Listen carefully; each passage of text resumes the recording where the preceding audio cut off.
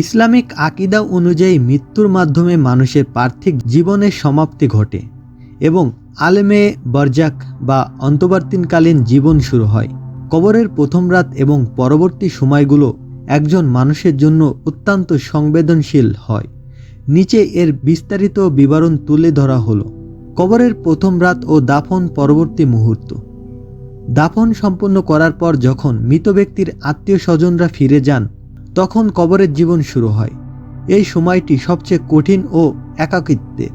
হাদিসের বর্ণনা অনুযায়ী দুজন নীল কালো বর্ণের ভয়ঙ্কররূপী ফেরেশতা মুনকার ও নাকির কবরের আসেন। তারা মৃত ব্যক্তিকে বসিয়ে অত্যন্ত গুরুত্বের সহকারে 3টি প্রশ্ন করেন। প্রথম প্রশ্ন, মান রাব্বুকা, তোমার পালনকর্তা বা রবকে? মুমিন ব্যক্তিরা উত্তর দেবে, আমার রব আল্লাহ।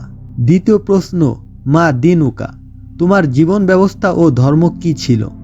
মুমিন ব্যক্তি তখন উত্তর দিবে, আমার দিন ছিল ইসলাম।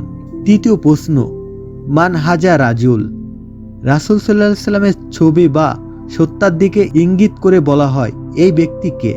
মুমিন ব্যক্তিরা তখন উত্তর দেয়, তিনি আল্লাহর রাসূল হযরত মুহাম্মদ সাল্লাল্লাহু আলাইহি সাল্লাম।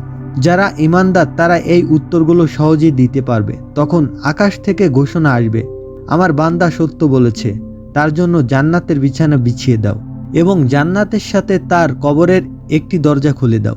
অপরদিকে পাপাচারী বা অবিশ্বাসীরা বলবে, হায় আমি জানি না, এবং তাদের জন্য জাহান্নামের দরজা খুলে দেওয়া হবে।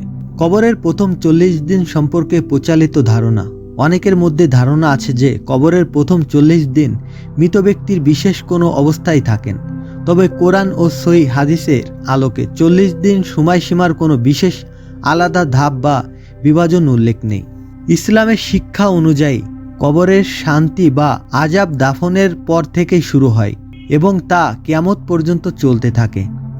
লোক সমাজে প্রচলিত 40 দিনের জিয়ারত বা 40 কোনো ভিত্তি বা সুন্নাহ নেই, বরং মৃত ব্যক্তির জন্য যে কোনো সময় দোয়া করা যায় বা সদকা ও দান করা যায়।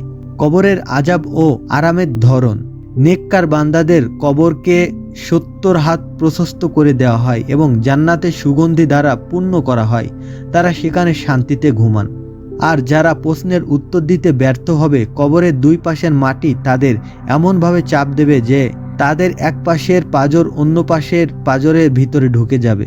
এছাড়া ভিন্ন ভিন্ন শাস্তি তাদের দেওয়া হবে। মৃত্যুর পর যা মৃত ব্যক্তির উপকারে আসে। মৃত ব্যক্তি নিজে আমল করতে না পারলে 3টি বিষয় তার কবরে সওয়াব পৌঁছে দেয়। সদকায়ে জারিয়া, জনকল্যাণমূলক কাজ, যেমন মসজিদ নির্মাণ, গাছ লাগানো, টিউবওয়েল বসানো ইত্যাদি। উপকারী জ্ঞান, কোনো দিন শিক্ষা যা মানুষ অনুসরণ করেছে। নেক সন্তান, যে সন্তান তার মৃত বাবা মায়ের জন্য আল্লাহর কাছে দোয়া করে। কবরের ভয়াবহতা থেকে বাঁচতে হলে পার্থিব জীবনই প্রস্তুতি নিতে হবে। রাসূল সাল্লাল্লাহু আলাইহি সাল্লাম কবরের আযাব থেকে পানা চাওয়ার জন্য বিশেষ দোয়া শিখিয়েছেন। মৃত ব্যক্তির জন্য দোয়া করতে চাইলে নির্দিষ্ট কোনো দিন যেমন 40 দিন অপেক্ষা না করে নিয়মিত তওবা ও ইস্তেগফার করা উচিত।